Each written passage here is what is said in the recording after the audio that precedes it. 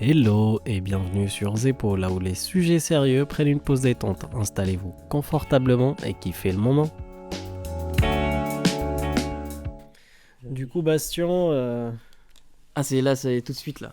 ouais, bah, C'est comme là. le micro là, il est un peu plein de poussière. Ça faisait un moment qu'on n'avait rien fait du coup. C'est vrai que ça doit lui faire du bien. On est en train de le dépoussiérer.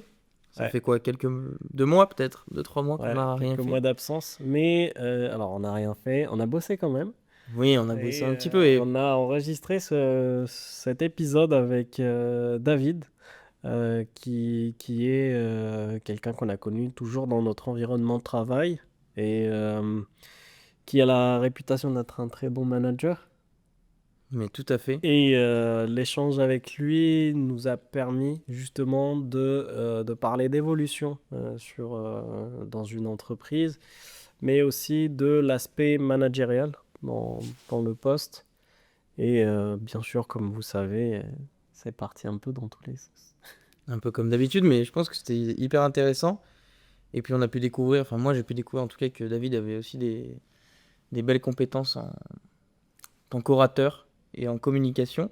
Parce que en réécoutant le podcast, j'ai trouvé qu'il était hyper pertinent tout du long. Hyper intéressant. Et puis d'avoir quelqu'un aussi qui a, on va dire, une expérience assez longue dans une grande entreprise comme ça.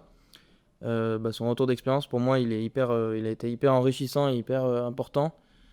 Il m'a apporté énormément. Je pense que tu as bien teasé le truc. Maintenant, reste plus qu'à écouter. On vous en dit pas plus.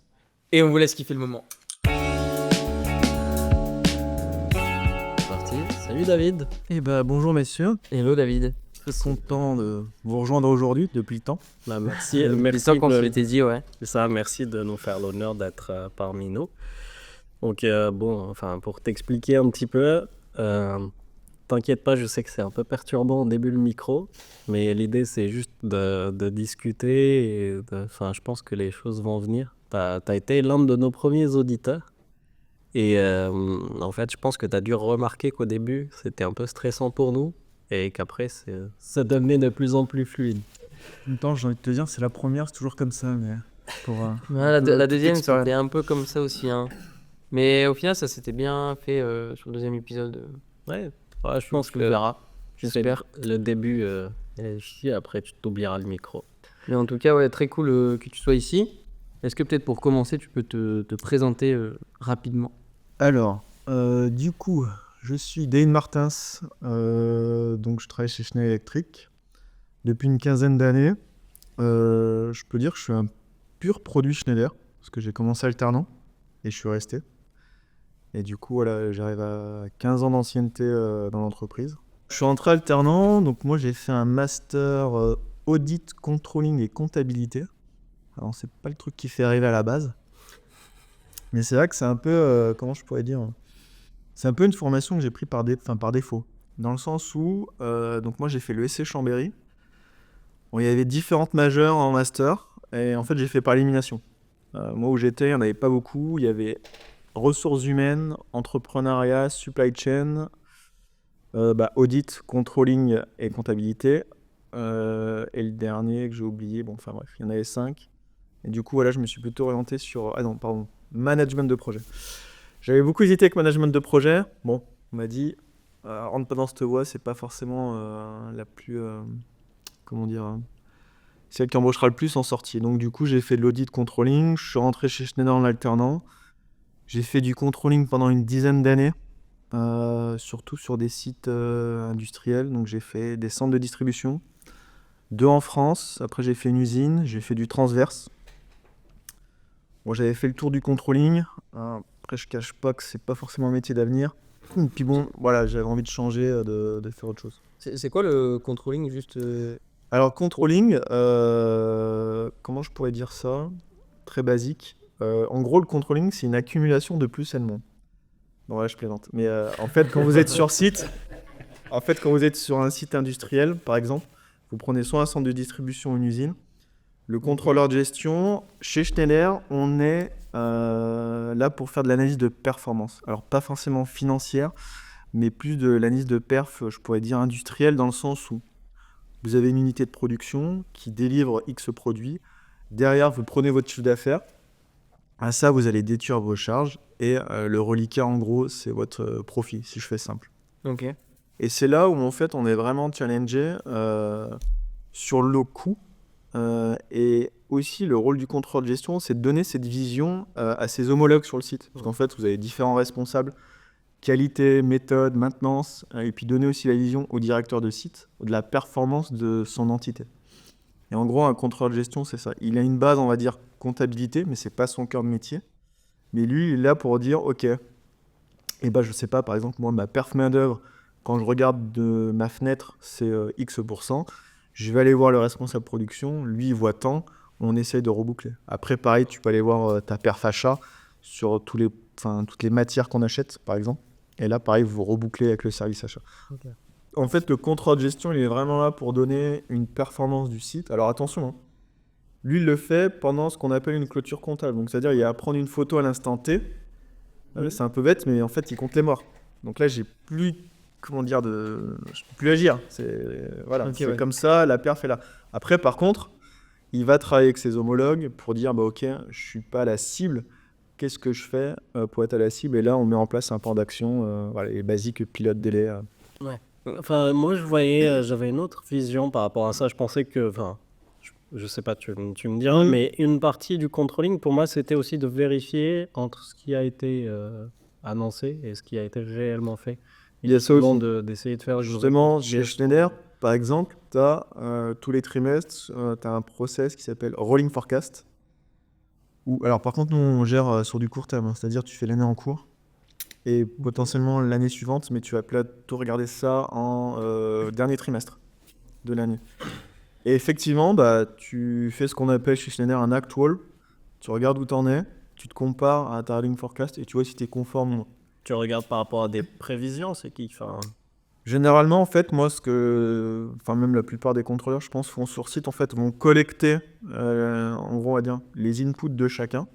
De dire, bah, par exemple, tu vois, le responsable production, il dit, bah, moi, la perf main-d'œuvre que je vois pour cette année, c'est X%, ok. Moi, j'ai essayé de la reconstituer avec la masse salariale. Par rapport aussi, tu as du delta prix, parce que tu as des augmentations, etc. Et puis, tu regardes en brut, et puis après en net, si tu arrives à te caler par rapport à ce que t'annonce le responsable de production. Et tu fais idem sur la perf achat, sur par exemple, si tu as les coûts, ce qu'on appelle fonction support. Là, c'est plutôt les RH qui me dit, bah voilà la projection en termes d'effectifs. Du coup, bah moi, je reprends la même chose, je regarde par rapport à la masse salariale et si j'arrive à une productivité équivalente à la leur. Ok. Et parce que moi, je suis en plein dedans en ce moment, au niveau de l'audit. Donc, c'est un peu de l'audit. Là, de comment tu m'as décrit, j'ai l'impression que ça se ressemble un peu. Et je ne saurais pas dire quelle est la différence, là, tu vois, actuellement. La différence, c'est le contrôleur de gestion, lui, il est garant de cette analyse de pair. C'est lui qui va donner la vision à ses homologues, au directeur de site, de la performance. L'audit, pour moi, c'est autre chose, c'est-à-dire, tu as des auditeurs qui vont venir sur un site, ils vont venir auditer tous tes process, tous tes outils, etc. Et ce qui va en sortir de l'audit, généralement, les bons points, et par contre, les recommandations. Et là, eux, ils vont graduer ces recommandations à certains niveaux, soit si c'est critique, modéré ou bas. Et à partir de là, ils vont dire, bah voilà ce qui est critique et ce qu'il faut absolument travailler, on va dire, sur l'année en cours. C'est, j'ai envie de dire, obligatoire. Après, quand c'est du médium ou du bas, tu as un peu plus de temps. Mais pour moi, l'auditeur, il est plutôt là pour faire de la recommandation, que le contrôle de gestion, il va pas auditer, si tu veux, son compte de résultat ou la performance, mais il va dire voilà ce que je vois, et ce que je vois, il est garant de ça en fait. Ok. Donc, il va pas jusqu'à l'étape de recommandation. La contrôleur Il de... peut y aller dans le sens où, par exemple, avec une expérience de chacun, moi j'ai eu la chance de faire plusieurs sites industriels, et effectivement, des bonnes pratiques que tu as vues dans un endroit, tu peux venir et dire bah voilà, moi quand j'étais sur tel site, on a mis en place ça nous a fait gagner X kilo-euros en termes de productivité, voilà ce qu'on peut. Effectivement, il peut. Mais après, tu peux aussi le connecter de tes homologues, des autres responsables. Le but, il est là. En fait, le contrôle de gestion, il est vraiment là pour consolider la vision de tout le monde. Ouais. Et de restituer ça en analyse de perf. Ok.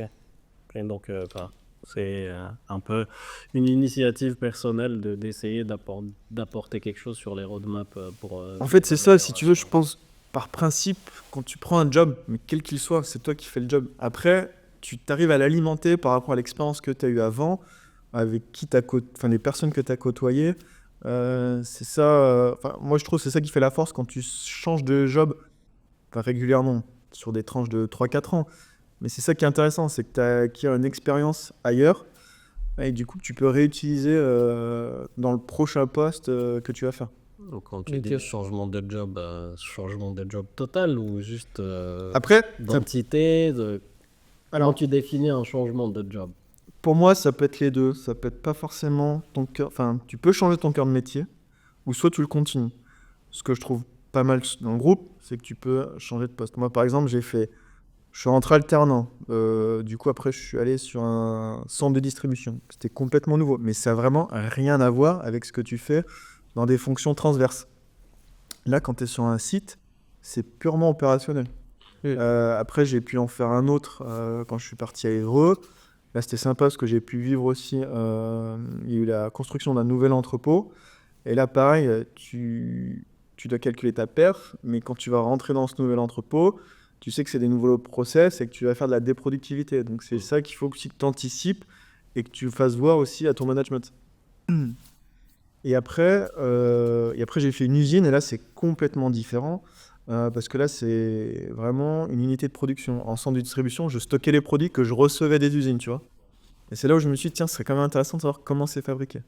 Et là, du coup, l'analyse de perf est différente. C'est vraiment pas comme un centre de distribution. Ok, non, mais donc déjà dans le controlling, tu as fait plein de choses différentes, quoi. C'est ça. Souvent aussi, tout était. Ça changeait tout le temps. Ça changeait tout le temps. Et après, quand tu es sur un site, enfin, ce que j'appelle industriel opérationnel, c'est effectivement, tu as ton périmètre. Mais après, tu as d'autres instances, tu as d'autres cycles d'animation en fait dans le site où là, tu peux apporter quelque chose. C'est pas forcément ton cœur de métier, mais tu vois, moi je sais que j'aimais bien descendre en unité de production, voir comment ça se passait. Par exemple, chez Schneider, il y a, je crois, 20 ans, ils ont mis en place le Lean Management. Tu as un cycle d'animation qui s'appelle AIC, Animation Intervalle Court. Tu as ça qui est mis en place en production. Et en faisant partie du comité de direction, en fait, on allait auditer des fois ces instances, et tu vois, d'aller conseiller, etc. Mais c'est pas forcément mon cœur de métier, tu vois. Ouais. C'est là où tu peux apporter quand même quelque chose en échangeant, puis donner un peu un autre angle de vue que d'autres n'ont pas. Et c'est ça, je trouve, qui fait la force quand tu es sur un site industriel. Ouais. Après, il faut avoir la curiosité, je pense, en tant que contrôleur pour essayer de creuser ce qui se passe derrière et ne pas être noyé sur des plus et des moins comme tu Voilà, non, mais je suis d'accord avec toi, parce qu'après, ça dépend vraiment de la personnalité de chacun.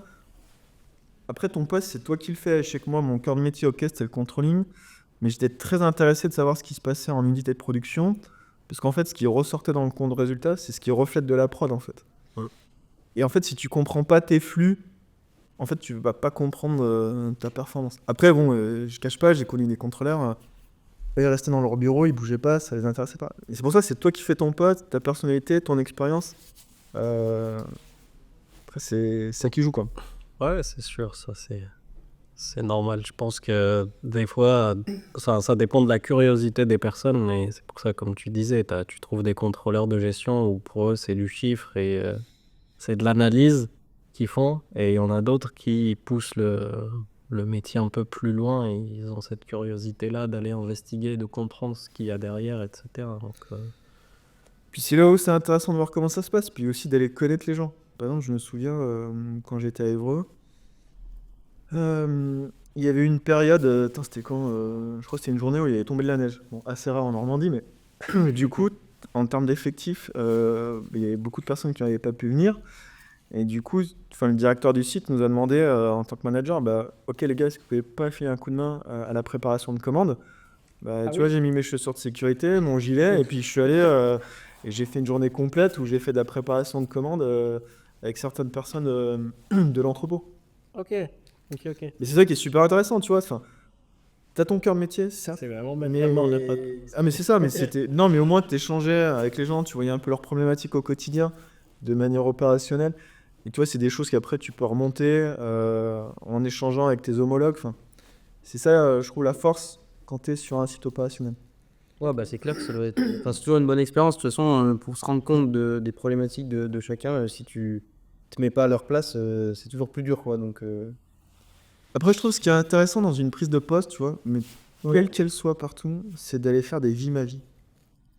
Tu vois, par exemple, à chaque fois que j'arrivais sur un site industriel en tant que contrôleur, bah, j'aimais bien savoir ce qui se faisait en prod ou en centre de distribution sur de la préparation de commandes. Mais du coup, tu vois, des fois, je partais des demi-journées avec un préparateur de commandes, mais tu m'expliquais son job. Quand j'étais en production, pareil, en usine, bah, j'avais passé une demi-journée sur une ligne de prod. En fait, bah, ok, moi, je l'assemble comme ça, je vise comme ça. Enfin, c'est là où tu apprends le plus. Et après, quand tu reviens sur ton métier, on va dire que tu comprends beaucoup plus de choses. Et c'est là où j'ai appris, où j'ai compris plutôt. En fait, si tu arrives à faire les liens entre toi, ce que tu fais, et l'entité où tu es, ou le service, ou l'équipe, je pense que tu as fait 80% du job. Ouais. Tu vois. Mais le 20% restant, c'est là où tu vas délivrer et mener tes actions. Mais si tu arrives à faire les liens entre ce que tu fais et ce qu'il y a sur ton périmètre global, et pas t'arrêter vraiment quotidien, vraiment aller au-delà, d'avoir cette ouverture d'esprit, bah là, je pense que tu fais 80% du job. Après, des fois, dans de grands groupes, je trouve que cet exercice-là, il est un peu difficile parce que il faut, enfin, t'as ton propre boulot, il faut que tu le fasses et enfin, c'est limite considéré comme un nice to have de connaître ce genre de choses et il faut avoir la capacité ou le courage, je sais pas comment on peut dire ça, mais Non, je pense que apprendre des tâches. c'est la curiosité et prendre le temps. Ouais. Mais c'est difficile de prendre le temps. Ça, non, et c'est clair. Bah, surtout qu'en plus, quand tu arrives sur un nouveau poste, pas toujours simple, mais je pense que c'est essentiel pour avoir une vision, comme tu dis, plus globale et après pouvoir mieux comprendre les choses. Mais là, tu penses de t'intéresser à des process opérationnels avait de la valeur ajoutée en tant que contrôleur de gestion? Ah, mais carrément, parce qu'en fait, si je prends par exemple la performance sur la main-d'œuvre, sur la partie production, tu vois, le responsable de prod lui se dit bah, moi, cette année, sur différents process de mes lignes de prod, j'ai ces plans d'action-là que j'ai travaillé avec les équipes méthode et maintenance. On sait qu'on va pouvoir économiser, ça va faire une productivité de X kilo-euros. Et du coup, le fait de comprendre ça, bah, moi, je pouvais le voir en fait dans le compte de résultats. Parce que généralement, entre, on va dire, une performance de production et une performance, financière, tu es censé être rebouclé. Oui. Parce que lui, s'il annonce qu'il voit tant de kilo-euros, moi, je suis censé les retrouver dans mon compte de résultats. Ouais. Si on ne retrouve pas, c'est qu'il y a un problème quelque part. Ou ce qu'il a, en gros, évalué, c'était pas 10, c'était plutôt 5. Tu vois, enfin, et c'est là où lui, il revoit sa copie. Ouais. Mais généralement, tu es plutôt aligné. Pareil sur une perf achat. Par exemple, tu vois, les acheteurs, ils disent, bah voilà, moi, tel fournisseur, j'ai réussi à te faire gagner 20 centimes sur telle pièce. C'est quoi ton volume de l'année prochaine? C'est, je sais pas, peut-être 1000 unités. 1000 unités fois tes 20 centimes. Bah, je suis censé les retrouver dans mon compte de résultats. Parce que, Ouais. tu vois, dans la facturation, c'est là où je vais le voir. Donc, généralement, il y a une corrélation. Voilà. Après, tu peux avoir des écarts, mais et justement, c'est là où tu as des écarts. C'est là où il faut se creuser un peu les ménages et de comprendre ce qui se passe. Soit tu as eu un problème, ça peut être potentiel dans l'outil, sur le process, parce que ce qu'ils avaient évalué c'était tant, mais en fait c'est moins. Parce qu'au final, le temps rouge qu'ils pensaient minimiser, bah, c'est pas tant que ça. Ouais. Mais généralement, voilà, cette analyse, pour dire analyse industrielle et financière, généralement ça corrèle. Si ça corrèle pas, c'est là où bah, tu te creuses les méninges et tu vas essayer de comprendre ce qui s'est passé. Ok. Ok, ouais. Et hyper intéressant. Et tout à l'heure, tu nous parlais donc de ta curiosité, on va dire. Est-ce que c'est ce trait de caractère-là qui t'a poussé donc à arrêter le controlling et faire autre chose parce que tu pensais avoir tout vu ou En fait, je Comment pense ça s'est que du controlling pour venir chez France Data Office, ce qui s'est passé, c'est que côté où j'étais avant, mon poste était supprimé. Donc il fallait que je retrouve un nouveau job. Du coup, je suis arrivé en tant que business process owner controlling reporting. Donc on va dire, j'avais toujours ce noyau controlling. Mais là, tu faisais que du process. Et en plus, dans France Opération, qui est un front office, c'est plus du tout de la supply chain. Donc ça a vraiment rien à voir. Mais tu as quand même ce noyau-là. Et après, la bascule s'est fait comme ça. Mais je pense aussi, c'est plus ancré chez moi. En fait, je suis plutôt quelqu'un qui s'ennuie très vite. Ouais. Et le truc, en fait, le fait qu'il y ait un peu ce process RH chez Schneider, de bouger, on va dire, tous les 3-4 ans, En fait, moi, ça me correspond, mais très bien, tu vois. Et de faire des nouvelles choses tous les 3-4 ans, bah, je trouve ça très bien. Et là, ce qui était super, cette transition supply chain France Opération, c'est OK, je rentre dans du process en tant que business process owner, mais du coup, sachant que dans le data office, bah, tu as aussi une partie data. Et ça, c'est vraiment un truc qui m'intéressait. Parce que sur le dernier job que j'ai fait sur la supply chain, j'avais un poste transverse où je faisais pareil de l'analyse de perf, mais c'était transverse à GSC, enfin Global Supply Chain Europe, mais j'avais une casquette outils. Et c'est là où on m'a dit, OK, il faudrait regarder si on peut implémenter des outils de BI pour nos contrôleurs. Parce qu'en fait, effectivement, sur une usine, tu as un ERP, donc SAP. Mais je veux dire, en sortie, tu n'as rien, quoi. Donc, contrôle gestion, tu fais des extractions sous Excel, tu les retravailles. Et après, tu peux commencer à faire de l'analyse. Mais en fait, ce qu'on avait remarqué, c'est que tu passais 80% à faire du data crunching pour un contrôle gestion. C'est pas normal. Ouais. Donc c'est pour ça, voilà, j'ai commencé un peu à bosser pour voir comment on pouvait implémenter des outils de BI, automatiser les extracts, etc. Et c'est pour ça que du coup, voilà, cette partie data, moi, ça m'intéresse. Ok, et du coup, t'es passé directement donc, de la supply chain à là où tu es actuellement dans C'est ça. l'entreprise. Et donc du coup, au sein du data office, donc j'ai fait business process owner controlling reporting pendant 1 an. Enfin, c'était un remplacement. Après, j'ai pris le scope transactionnel. Ok. Donc là, c'est plus pour imager, voilà, c'est plutôt les produits référencés, pour faire très macro. Par contre, il y avait un challenge qui était hyper intéressant dans ce métier-là. C'est qu'avant, les business process owners étaient rattachés directement au chief data officer. Il n'y avait pas d'équipe, en fait. On était très indépendants. Ok. Du coup, à l'époque, on m'avait dit, bah ok, on veut créer une équipe business process owner, est-ce que tu veux en prendre le management? J'ai dit, bah carrément. C'était la première fois que tu avais une expérience de management? Non, en fait, quand j'étais en supply chain, quand tu es contrôle gestion de site, tu as une équipe. Alors, Ok. c'est des petites équipes. Je crois que quand j'étais en usine, c'était 3 personnes. Et après, en centre de distribution, c'était 2 voire 1. Ok. Et parce que voilà, le groupe a fait aussi des choix de centraliser certaines tâches, des fonctions. Donc voilà, c'était plutôt des petites équipes. Et là, donc du coup, non, ça m'intéressait de reprendre, enfin de refaire du management. Parce que ça, j'aime beaucoup et ça me tient à cœur. Et du coup, voilà, j'ai pris cette équipe, je partais d'une feuille blanche, j'avais tout à créer. Et puis pareil, de créer des relations avec tes stakeholders, etc. Donc, et puis pareil aussi de marketer cette équipe. Parce qu'en fait, je crois qu'on était beaucoup dans l'ombre. En fait, on faisait beaucoup de choses, mais personne ne le voyait. Donc il y avait ça aussi. Et puis, créer de la cohésion. Ça, je pense que dans toutes les équipes digitales et les équipes process, c'est un peu les gens de l'ombre. Outchan. Et enfin, on nous appelle les fonctions support. Non, mais on Alors parle bien que, notre nom. même si on est en support, c'est une activité quand même qui est très importante dans une entreprise. Bien, je me rappelle qu'on avait fait des cours de modélisation de process et tout, et ensuite on explique que tu as des flux du coup de physique. Donc si c'est une entreprise qui produit quelque chose, donc, du coup tu vas avoir un produit avec tout ce qui est matière première, etc. Donc ça c'est le flux physique. Et ensuite tu as tout le flux financier, donc ça c'est tout ce qui est argent. Et derrière tu as tout le flux informationnel. Et les gens de l'ombre justement, où les fonctions de support interviennent sur cette partie-là. Et c'est vrai que c'est un peu des fois ingrat où Ouais, puis je pense qu'on n'est pas mis assez en avant. Et après, je pense que c'est là où il faut marketer ce type de job, quoi. Parce que effectivement, on est en background, mais si t'es pas là, si tu mets pas à jour, enfin si tu mets pas à jour la donnée au bon endroit au bon moment, tu peux pas prendre des commandes, tu peux pas faire des devis, tu peux pas facturer. Enfin, c'est hyper important, quoi. Et structurant, donc. Ouais, bon, je pense qu'à l'époque actuelle, la donne est en train de changer. Hein. C'est plus la même chose. Les gens ont plus conscience de l'importance de ce genre de métier et tout. Donc, ça change un peu. Mais bon. Non, puis il faut pas hésiter à marketer, je pense. Il faut vraiment, je vais pas dire vendre du rêve, mais dire non, vraiment dire qu'est-ce qu'on fait et quel est l'impact qu'on a. C'est surtout ça pour dire, c'est quoi notre valeur ajoutée et surtout, le second biais pour moi, c'est quoi la proposition de valeur qu'on peut faire, quoi. Parce que pour moi, les gens de l'ombre, on peut largement faire surtout sur du process et de la data, quoi. Donc, c'est pour ça que je dis d'avoir la vue d'ensemble, tu vois, d'avoir ce qu'on m'avait appris quand j'étais jeuneau contrôleur, c'est d'avoir une vue hélicoptère, tu vois. C'est d'avoir vraiment une vision globale. Et ça, je pense, c'est primordial. C'est pour ça le fait de faut vraiment être ouvert d'esprit, de faire des vies ma vie, d'aller voir d'autres équipes, de vraiment comprendre comment fonctionne le business. Ça, c'est vraiment la base. Si tu fais ça, c'est comme je disais, en fait, tu crées les liens, enfin, tu comprends les liens.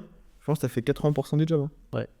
Je te rejoins tout à fait là-dessus parce que moi j'ai commencé en tant que data analyst et j'ai vu en fait des profils qui pour eux ils adoraient la partie technique et en fait ils donnaient pas tant d'importance que ça à la partie fonctionnelle. Ils étaient très bons dans ce qu'ils faisaient, mais pour eux c'était des graphiques, des modèles de données, etc. Et ça s'arrêtait là. Ils n'avaient pas la curiosité d'aller derrière et voir ce qui se passait réellement sur les process. Alors que moi, je sais que j'avais énormément...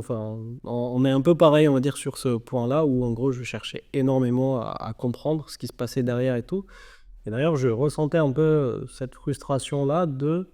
on délivrait des dashboards, des tableaux de bord. Je ne savais pas ce qu'il y avait comme plan d'action derrière. Et je trouvais que ça m'a toujours manqué, on va dire, sur un poste de data analyst. Et...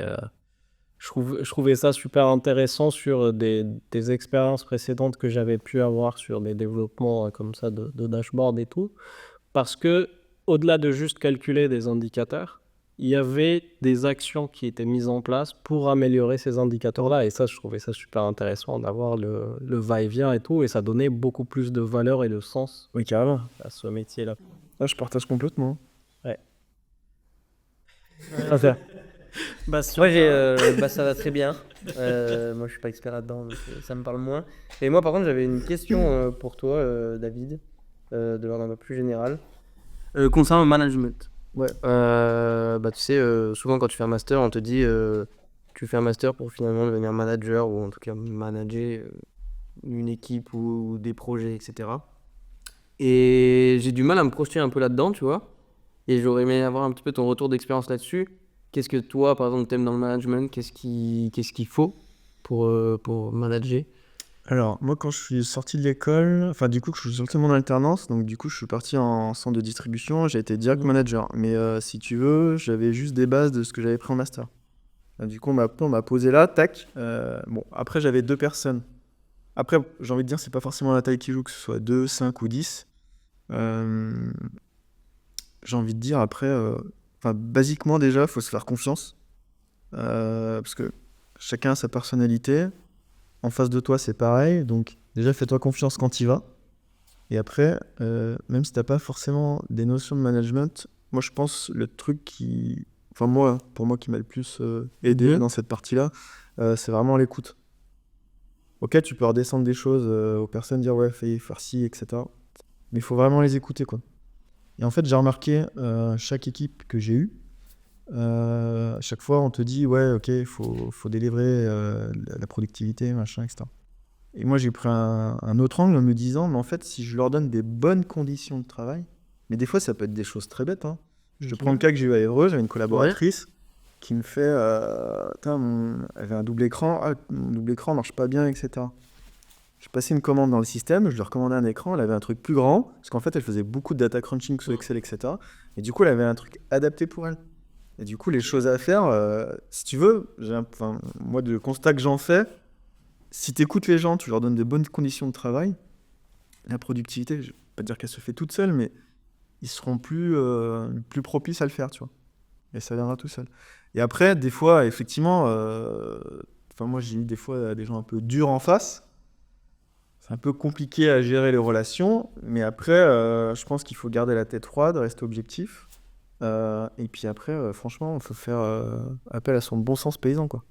C'est-à-dire, tu te dis, ok, comment je dois me comporter face à telle personne? Peut-être tu peux gérer des conflits, mais je pense qu'il faut garder la tête froide. Faut pas s'énerver. Je pars du principe, le premier qui s'énerve, c'est celui qui a perdu. Ouais. C'est un bon principe, ça. Non, mais tu vois, de dire, non, faut se faire confiance, il faut y aller. Parce qu'en même temps, tu as un certain niveau d'études, ça va t'aider à acquérir des connaissances. Mais si on te met là, c'est qu'on te fait confiance et on sait que tu peux. Moi, je sais que généralement, ça a été ça. Tu vois, moi, mes 15 ans chez Schneider, j'ai demandé à bouger, mais si tu veux, à chaque fois, on m'a proposé des postes. Je n'ai pas demandé à aller ici ou là. On m'a dit, tiens, il y a ça, est-ce que ça peut t'intéresser? Et du coup, je dis, tiens, super opportunité. En fait, moi, ce que je regardais, c'est quoi le challenge pour moi derrière? Il y a ça, ah bah tiens, top, allez, j'y vais. Et je fais ça. Donc c'est pour ça que je pense qu'il faut se faire confiance, ça c'est indéniable. Suivant les situations, des fois, t'as pas les connaissances sur tout. Et c'est pour ça que je me dis, si tu fais appel à ton bon sens paysan, non mais ça marche. Non mais tu peux pas savoir tout sur tout. Le management, tu peux avoir des bases, mais au quotidien, ça va pas forcément t'aider parce que en face, t'as des personnes, c'est pas des machines.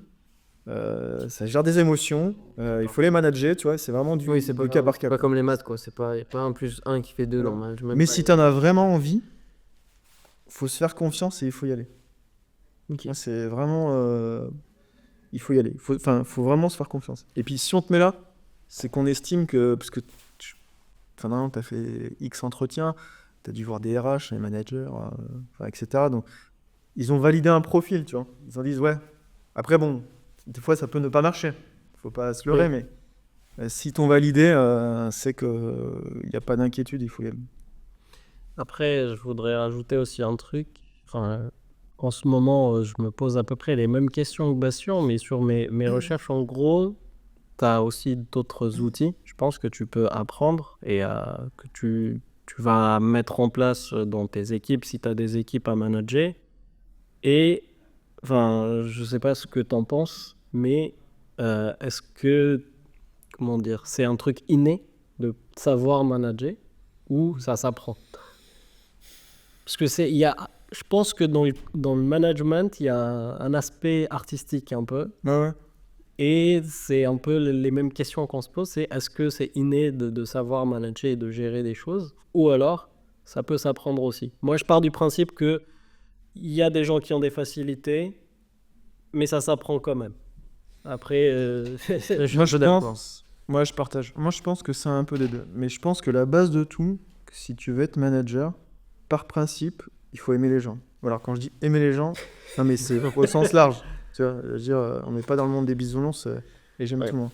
Mais il faut aimer avoir des relations. Parce que t'en as, comme tu disais, data analystes, ils sont experts, mais ils sont extrêmement bons là-dedans. Mais ce qui est autour, ça les intéresse pas. Mais après, ça, c'est un état d'esprit, c'est une personnalité, on est comme ça, et c'est pour ça que certains métiers vont mieux à d'autres que certains, ce qui est normal. Mais moi, je pense que le management, par principe, il faut aimer travailler avec les gens, mais vraiment au sens large, tu vois. À partir de ce postulat-là, après, ok, tu peux acquérir des connaissances dans ta formation, ce que l'entreprise peut te proposer en termes de formation de management, ou même juste toi, sur des problématiques que tu as managériales. Déjà, basiquement, tu discutes avec ton manager ou avec tes consoeurs ou tes confrères qui ont déjà eu potentiellement des cas similaires. C'est là où tu peux avoir des échanges de bonnes pratiques. Je pense que c'est un peu des deux. C'est inné parce que c'est dans ta personnalité, ton état d'esprit, et que t'aimes bien les gens, quoi. T'aimes bien échanger. ah ouais, je pense que c'est un peu des deux aussi. Après, il y a un podcast qui m'a été conseillé. Je pense Les outils du manager. Ouais, les Ouais, outils c'est du pas mal. manager. C'est un podcast qui est très intéressant et qui apporte pas mal d'illustrations, d'outils à utiliser, etc. Et je trouvais ça assez sympa pour avoir au moins une idée de ce qui peut arriver. Et après, c'est vrai que discuter avec les gens autour de soi, c'est quelque chose qui peut aider. D'ailleurs, tu m'as aidé à plein sur ces sujets-là, David. Et c'est vrai que, ouais, voilà, discuter, avoir des retours d'expérience de personnes beaucoup plus expérimentées, c'est quelque chose qui peut beaucoup t'aider sur la suite. Ah non, mais carrément, je pense que. Puis même les podcasts d'outils manager, effectivement, t'as des outils et que tu peux réutiliser, mais après, tu les adaptes par rapport à la situation. Puis, je le redis, franchement, quand tu prends un job, ok, t'as un titre, c'est toi qui fais le poste, c'est toi qui fais le. Tu vois, qui arrive. Ça dépend des situations, ça dépend de l'équipe que t'as. Après, ça dépend aussi, ça peut jouer un peu sur la taille, parce que l'animation que tu vas avoir de ton équipe va être différente. Parce que quand t'es deux, ça va être très renforcé, très proche. Que quand t'en as 10 ou 15, c'est différent. Il va falloir mettre un cycle d'animation plutôt adapté pour être sûr que tu arrives à écouter tout le monde et pas que des gens soient mis de côté. Et ça, non, faut faire attention. Je pense Parce que vous oubliez les notions de distance aujourd'hui, distance managériale, où ça peut être sur différents sites, ça peut être sur différents pays, différentes cultures. Et ça, je pense que c'est encore une dimension qui est très... pareil, ça t'apprend pas, tu vois. Je pense que c'est suivant la fibre de chacun, mais je pense que même si Enfin, moi, j'ai déjà eu des managers à l'étranger, et surtout un que j'ai eu, mais qui était vraiment, j'ai trouvé topissime. Moi qui étais localisé ici, et lui, il y avait d'autres personnes encore dans d'autres pays, mais ils faisaient l'effort de nous réunir, qu'il y ait de la cohésion, tu vois, comment dire, qui nous donne une vision, où on doit aller, qu'est-ce qu'on doit faire. Enfin, le message était très clair, même si on était en remote. Bah, moi, par exemple, j'étais beaucoup impressionné par notre ancien manager, du coup, qui était à Paris. La majorité de l'équipe était à Grenoble. On parlait pas avec elle tous les jours pendant des heures, mais elle avait cette capacité-là de comprendre et de savoir, mais en 2 phrases, ce qui n'allait pas. D'un point de vue personnel et professionnel, hein. Franchement, j'étais bluffé par ça. Je sais pas si c'était un 6e sens ou... Mais franchement, je trouvais ça très, très, très fort. Et je pense que l'empathie, c'est une qualité qu'un manager doit avoir pour pouvoir justement, ou l'écoute active aussi, que doit avoir un manager pour pouvoir apporter de la valeur dans son équipe. Non, mais c'est clair, puis en plus, enfin, un truc que je me souviens quand j'étais sur site, soit en distribution ou en usine, quand je disais à mes homologues, je leur disais, bah ok, on a des objectifs, voilà, et des targets, mais il y a sur tous les sites que j'ai fait, à chaque fois je leur disais, mais les gars, ok, les targets passent par moi, mais c'est pas moi tout seul derrière mon bureau où je vais griffonner un truc et on va les atteindre. Je veux dire, c'est un truc vraiment collégial et tous ensemble, tu vois. Et c'est pour ça, ce que je faisais beaucoup aussi quand j'étais sur site, c'était aussi de démystifier le rôle du contrôle gestion. Parce que tout le monde voyait ça comme un truc hyper complexe, avec des graphes, tu vois, des histogrammes, des courbes, des machins, enfin, très compliqué. Et c'est pour ça que chaque fois je disais, c'est juste une accumulation de plus et de moins. Ouais. Mais dans les faits, c'est ça. Mais si du coup, il fallait donner un peu de vision, de perspective de ce métier-là, pour leur dire, bah, ok, c'est ça la target, voilà comment on y va, moi voilà comment je le vois de ma fenêtre, et vous de la vôtre, et tu consolides. Mais il faut vraiment démontrer, enfin, pas dire que c'est compliqué, mais en fait, il fallait vraiment les entraîner, tu vois, pour qu'ils atteignent leurs objectifs, quoi. Je trouve ça très intéressant comment dire, que tu mettes en avant le fait de promouvoir ce que fait l'équipe en tant que manager, l'importance que tu donnes à ça, parce que c'est vrai que on se rend pas compte des fois quand on est noyé au jour le jour sur le métier de promouvoir ce qu'on fait. Et je pense que ça a un grand impact sur le fait de pousser l'équipe à donner encore plus, etc. C'est pour ça que je dis, il faut prendre le temps. Et c'est dur de prendre le temps parce que en 15 ans de Schneider, ce que j'ai remarqué, surtout quand j'étais contrôleur, en fait, tu avais vraiment une saisonnalité en termes de charge de travail. Et là, je trouve la tendance, depuis le Covid, a complètement changé. La charge, elle est soutenue, mais toute l'année. Et tu peux pas tout faire. Oui. C'est impossible. Et c'est à partir de là, pour moi, dire, en fait, il faut prioriser. Et c'est là où tu dois aussi donner les priorités à l'équipe. Tu te dis, bon, allez, on va faire ça, ça on fait pas. Après, ça peut être un bon ou un mauvais choix. Ça, c'est autre chose. Mais il faut donner des priorités et donner une vision à l'équipe pour l'embarquer avec toi. Et c'est pour ça qu'il faut prendre le temps de les écouter, de comprendre leurs problématiques et de dire, bah, ok, je comprends ce qui va pas, tes points bloquants, etc. De les aider pour qu'ils puissent délivrer les objectifs qu'on s'est fixés ensemble. Ouais. Et c'est pour ça qu'il faut vraiment... Complètement. Il faut se faire violence pour prendre le temps. Donc, je sais que c'est hyper dur de prendre le temps. Pour preuve, pour venir ici aujourd'hui, c'était compliqué. Et tu vois, ça l'a fait. Non, mais ça l'a fait, mais voilà. Après, bon, pareil, je pense qu'au bout d'un moment, les choses se font. Oui, bah, c'est sûr. Et au niveau de la légitimité, je vais encore parler parce que ça me touche actuellement. Comment tu te sens légitime, tu sais, quand tu finis ton master, Ouais. de te dire, ok, moi c'est légitimité plus arriver à s'affirmer en tant que manager directement en sortie d'études. Et comment tu l'as vécu et comment tu l'as géré ça? Je vais te donner un bon exemple. Quand je suis arrivé à Évreux, alors donc du coup, dans le centre de distribution, donc là, Schneider m'embauchait. Du coup, je rentrais dans le comité de direction parce que j'étais rattaché au directeur de site. Et je suis arrivé, j'avais 26 ans, je crois. Donc j'étais le plus jeune du comité de direction.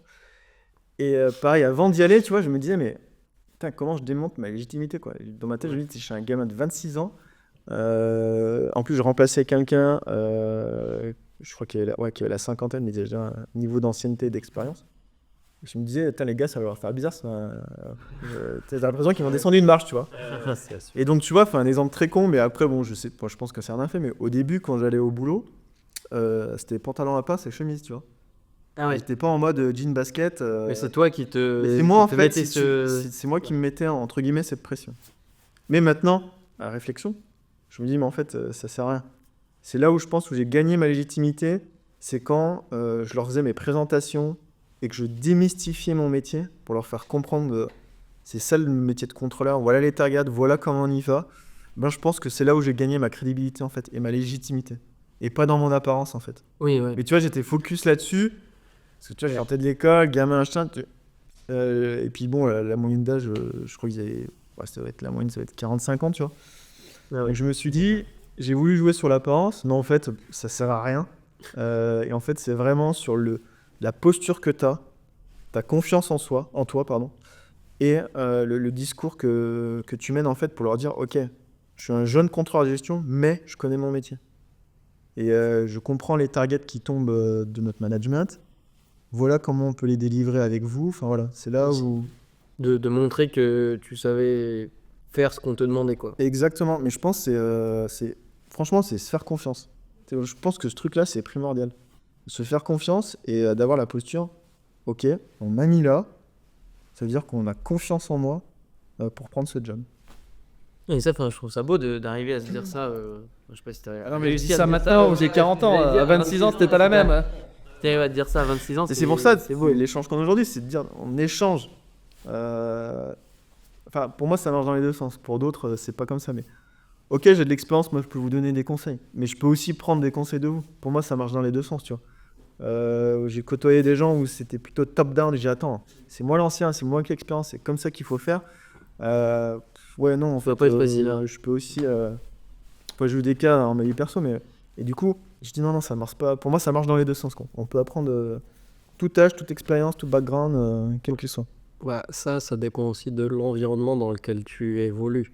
Parce que je pense que d'un point de vue culturel, par exemple, il y a des endroits où si tu arrives, tu es le plus jeune de la salle, même si tu as le potentiel, t'as pas de crédibilité parce que tu es le plus jeune. Parce que t'as raison, c'est dans la culture, c'est dans les mœurs, c'est comme ça. Ouais, mais du coup, il va falloir fournir beaucoup plus d'efforts, etc.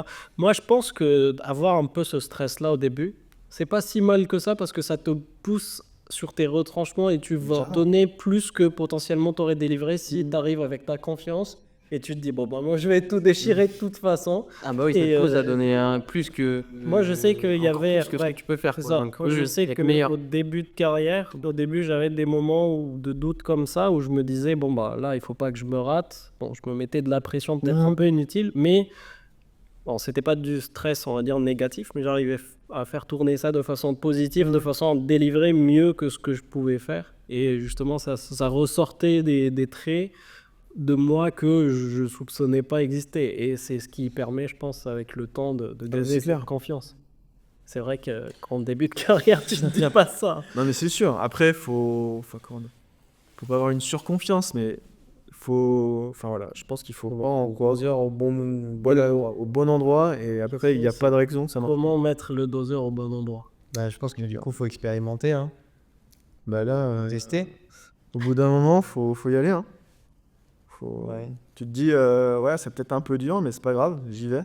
Et puis même, tu te dis, si ça marche pas, qu'est-ce que tu risques en soi? Ouais, Surtout quand non, tu je démarres. comprends, oui, oui. Tu vois, moi, quand je suis parti à Évreux, ma compagne est restée dans la région et je lui ai dit, bon, tu sais quoi, j'y vais, ne viens pas, parce que je savais que chez Schneider, tu pouvais bouger tous les 3-4 ans. Je pars, on voit comment ça se passe. Du coup, j'ai tenu 3 ans et après, j'ai pu bouger. Mais du coup, j'aurais pu partir et en fait, ça marche pas. Mais enfin, je me dis, c'est pas grave, j'aurais appris un job, j'aurais été dans un groupe, j'aurais fait un centre de distribution. Et ce que j'aurais acquis en termes d'expérience et de savoir, bah voilà, j'aurais pu aller le vendre ailleurs, tu vois. Complètement.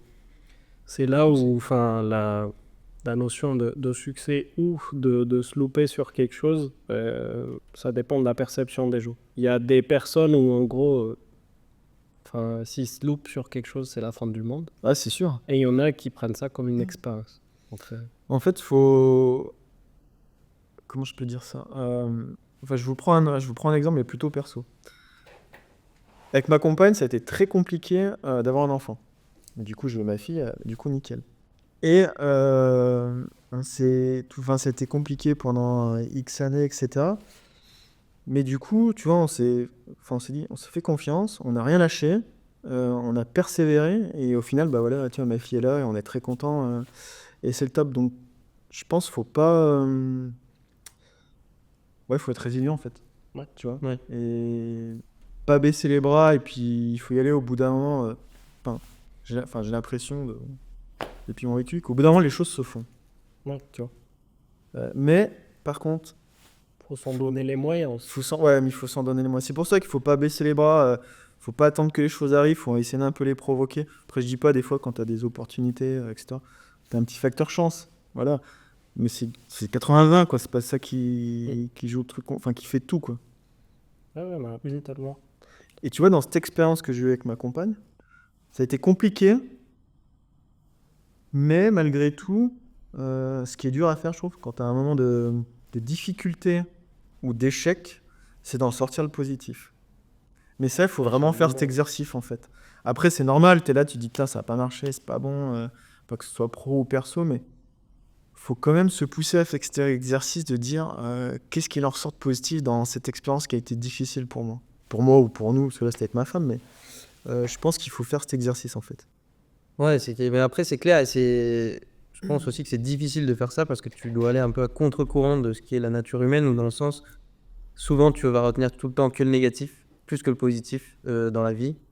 Donc, ouais, et le faire sur le moment, en plus, d'avoir cette introspection, enfin, prendre de la hauteur, je sais pas, comme tu veux, c'est encore plus dur, mais ça t'apprend, c'est sûr, quoi. Non, il faut le faire. Bah, après, effectivement, on n'est pas des machines. Hein. Faut gérer les émotions. Mais après, non, il faut faire l'exercice de savoir qu'est-ce qu'on peut retirer de positif. Et après, voilà, toute expérience, quelle qu'elle soit, même si elle n'a pas marché, ça nous aide à grandir. On prend de l'expérience malgré tout. Clairement. Hyper intéressant comment tu définis un peu, on va dire, l'échec, si on peut dire ça comme ça. Et toi, dans ta vision, comment le succès, justement, tu te définirais, tu penses? Quand j'étais plus jeune, on va dire début de carrière, je voyais ça comme il faut être sur la pente ascendante, monter les échelons, tu vois. Je voyais plutôt le truc comme ça. Vraiment hiérarchique. Ouais, c'est ça, ouais. C'est-à-dire, c'est un peu aussi ce qu'on t'apprend à l'école. Et puis je pense aujourd'hui dans la société, et plus j'avance, plus je me dis, ok, tu peux monter. Mais avant on te donne l'occasion aussi de monter, parce que c'est des opportunités. Après, tu peux faire des pas de côté. Oui. Tu vois. Et ça, je trouve que c'est pas mal. Et après, à la fin, tu vois, par exemple, début de carrière, j'étais très focus sur le salaire. Parce que je pense, voilà, c'est aussi un peu dans l'état d'esprit des écoles, etc. Mais en fait, j'ai l'impression... Enfin, je constate, en fait, plus tu vas faire des choses que t'aimes, et où t'es passionné, que t'es engagé, bah en fait, je ne saurais pas l'expliquer, mais généralement, le salaire vient presque avec. Tu vois. Parce que tu bouges de job, t'apportes de la plus-value à quelque part. Puis après, pareil, tu vois, les gens ils disent, putain, il a fait un truc bien ici, ah bah tiens, tu voudrais pas le refaire là. Ouais. Ou tiens, bah tu vas peut-être pas encadrer une équipe qui fait ça, parce que par rapport à ce que t'as fait, tu peux apporter quelque chose, tu vois. Et en fait, c'est le fait d'avoir ces ouvertures, ces opportunités-là, de faire des choses que t'aimes, bah, je pense que derrière, en fait, le salaire peut venir mieux. Alors, je dis pas que c'est une généralité, attention. Hein. Après, moi, je suis encore à l'étape du salaire. Voilà, j'ai pas 40 ans. On en reparle en 10 ans. C'est ça. On fera un autre épisode pour t'avoir en avis. Mais en soi, je pense que aussi le salaire, tu vas le chercher. Enfin, dire ça tout seul, je pense qu'il y a personne chez qui ça arrive très rarement. On arrive chez toi, on te dit, bon bah tiens, autant que faut que tu saches te vendre aussi. Non, ça c'est clair. Pour que tu puisses avoir, les salaires que tu vaux ou que tu veux aussi. Et après, ça se négocie. Mais c'est vrai que c'est pas une star en soi que le salaire, c'est pas si on... Non, mais après, je suis d'accord avec toi. Par contre, si tu demandes rien, t'as rien. C'est ça, c'est clair. Mais après, voilà, si tu veux demander un certain niveau de salaire, il faut qu'il soit en corrélation avec ton job, avec ton expérience. Et puis aussi, comme tu dis, si tu te marketes, bah, peut-être que tu peux demander un peu plus. Et là, tu dis, ouais, mais attendez les gars, moi j'ai fait ça dans cette boîte, dans ce périmètre, j'ai fait gagner tant, chez vous, je peux faire la même chose. Donc voilà ce qui me différencie d'autres candidats. Et effectivement, tu peux mettre ça. Quoi. Bah, je trouve que ça, c'est important, au-delà du fait de surestimer. Hein. Enfin, c'est pas juste demander des salaires assez chiffres et de vouloir vendre ça. Non, mais enfin, dans la limite du raisonnable, je pense que c'est quelque chose d'important que chacun puisse savoir se valoriser d'un point de vue salarial. Parce qu'au final, on n'est pas là pour s'amuser, hein, mais là Oui, on travaille pas pour la gloire, ça c'est quoi. Enfin, peut-être pour certains, en tout cas, enfin voilà, ce qui est important, c'est important aussi. Il y a une certaine satisfaction à avoir son salaire en fin de mois, et il faut savoir aussi se vendre et avoir cette qualité-là par rapport à ça. Je pense que on en a discuté un peu, mais t'as vécu la frustration, Ah, mais ça. justement de savoir que tu peux gagner plus, mais que tu l'as pas. Moi, je viens tout juste de vivre ça. Je sais que c'était très difficile pour moi de m'en sortir. Au bout d'un moment, ça a même... Peut-être c'était une erreur de ma part, mais je suis revenu en me disant peut-être que j'ai juste pas les compétences et que le salaire est adapté à ce que je sais faire. Et voilà, mais je pense qu'il faut savoir se vendre aussi et aller... Ah non, mais c'est clair qu'il faut se marketer. Et effectivement, si tu ne demandes rien, t'as rien. Donc, faut mettre le curseur au bon niveau. Et après, pour ce qui est d'évolution en termes de responsabilité, tu penses que ça fait partie du succès ou pas? Franchement, je reviens sur ce que j'ai dit avant. Je pense qu'il faut aimer ce qu'on fait. Après, j'ai fait des boulots où j'étais plutôt expert. J'avais pas d'équipe. Ça m'a beaucoup plu. Après, le fait d'avoir une équipe, moi j'aime beaucoup ça. Dans le sens où j'aime bien emmener les gens avec moi, tu vois, sur un objectif commun. Et ça, pour moi, tu vois, quand j'atteins la target avec cette équipe-là et qu'on est allé au bout du truc, pour moi, ça, c'est une réussite, quoi. Et après, on va dire, c'est des réussites à mon niveau. Et je pense que les réussites de chacun ne sont pas les mêmes. Après, c'est pour ça, mais tu vois, quand j'avais débuté, pour moi, la réussite, c'était la pente ascendante. Tu sais, il fallait monter les échelons, tu vois. Après, je pense que ça venait aussi un peu de mon éducation, parce que fils d'immigrés portugais, tu vois, mes parents sont arrivés en France, ils parlaient pas la langue, ils ont fait ouvrier toute leur vie. Ils m'ont donné la possibilité de faire des études. Après, ils m'ont dit, bon, nous, le cursus scolaire, on connaît pas, donc fais ce que tu veux comme études. J'avais un peu cette pression-là. Et du coup, c'est ça qui me donnait ça. Et en fait, en vieillissant, en prenant de l'âge et de l'expérience, tu comprends que la réussite, en fait, c'est pas forcément ça. Ouais. C'est pas de dire d'avoir des comptes bancaires blindés et d'être, je sais pas, EVP d'une boîte du CAC 40. Pour certains, oui, ça peut l'être, et ça, je l'entends, chacun est différent. Mais je pense que chacun a ses réussites. Moi, je me dis, voilà, aujourd'hui, j'ai fait un bout de chemin chez Schneider, j'ai envie de continuer, mais ce que je trouve bien dans le groupe, c'est le fait de changer des jobs. Et en fait, à chaque fois que j'ai repris un job, en fait, derrière, je voyais un challenge. Tu vois. Ouais. Et moi, je marche beaucoup comme ça. Moi, il faut qu'il y ait un truc qui me challenge un peu, qui me titille, tu vois, ou... Enfin, ça me permet d'avancer. Et des fois, je le dis, j'aime bien quand tu as un peu des sujets un peu compliqués, critiques, tu vois, j'aime bien mettre la main dedans. Et puis le pire dans tout ça, c'est qu'on me dit, ah, tu vas aller là, ça va être compliqué, tu vas te prendre la tête, tu vas pas y arriver. Alors là, tu me dis ça, mais j'y vais. Et puis, attends, ça, c'est les trucs que j'adore. Hein. Le challenge, quoi. Ah ouais, non, mais c'est... Si on veut te convaincre pour prendre un poste, on sait quoi. Ah non, mais tu dis, là, ça va être compliqué, machin. Mais j'y vais direct. Hein, Ouais. Oui, c'est vrai qu'il y a ce challenge et à la fin, quand tu regardes derrière toi, tu te dis, ouais, j'ai réussi ça et c'est quelque chose de très pratique. Et c'est pour ça, tu vois, sur la réussite, tu vois, sur 15 ans de Schneider, j'ai bougé tous les 3 ans, j'ai fait plein de postes différents. Et tous les postes que j'ai faits, sans regret. Franchement, j'ai toujours aimé ce que j'ai fait. Après, je pense que le timing, ça allait bien, quoi. 3 ans, moi, ça me va bien, parce qu'après, je m'ennuie assez vite. Je m'ennuie assez vite. Bon, après, t'as l'impression tu peux pas bouger, mais en fait, je vois ça plutôt comme des cycles, en fait. C'est-à-dire, la première année, t'es en découverte. Ouais, pas une année complète, mais voilà, un peu moins. Après, la deuxième année, t'es plutôt sur ok, j'ai vu ce que je vois en première année, voilà ce que je veux mettre en place et modifier. Puis généralement, la troisième année, tu récoltes ce que tu as mis en place. Après, tu ajustes un petit peu.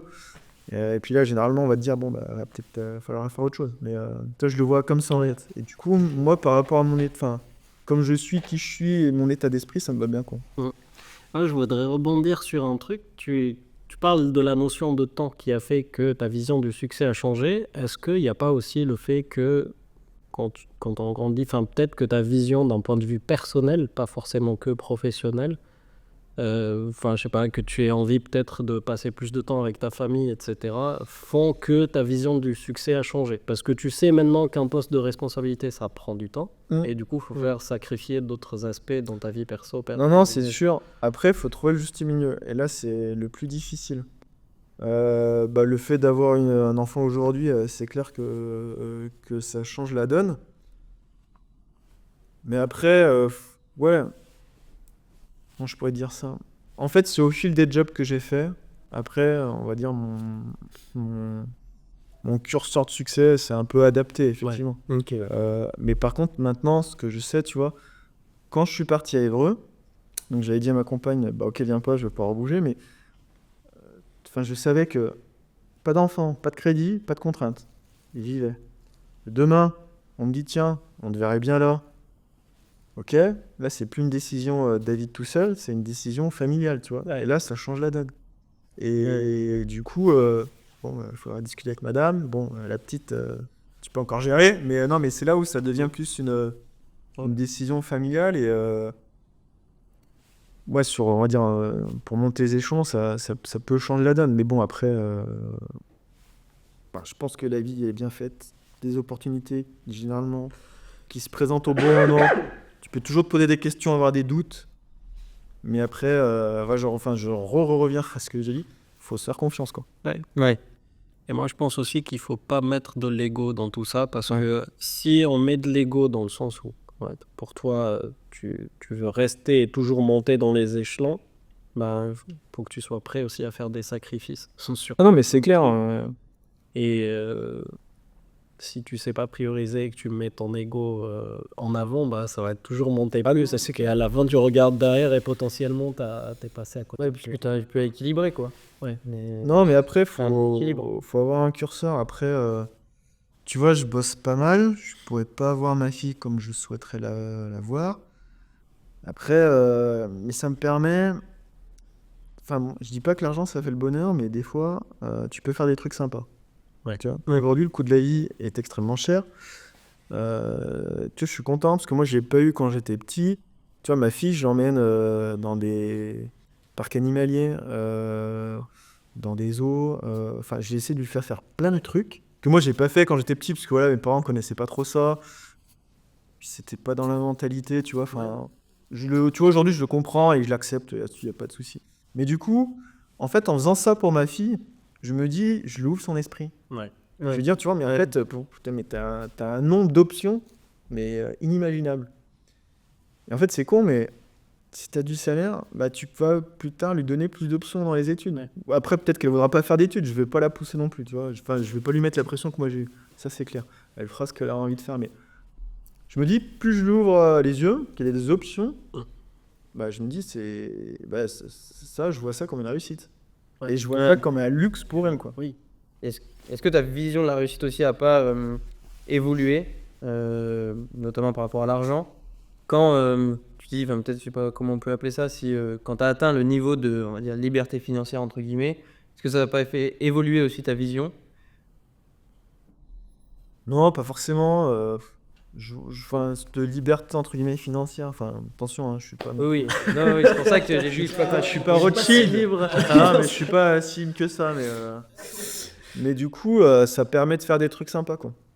Et je pense que c'est un peu ça qui pousse les gens à vouloir gagner. Enfin, en tout cas, je vais parler de moi. Je sais que aujourd'hui, j'essaie d'avoir des bons de salaire, d'avoir des bons de poste, etc. Parce que justement, j'ai pas les contraintes personnelles qui font que ça me fait des, enfin pas des contraintes, mais du coup d'autres variables à rajouter à l'équation, on va dire.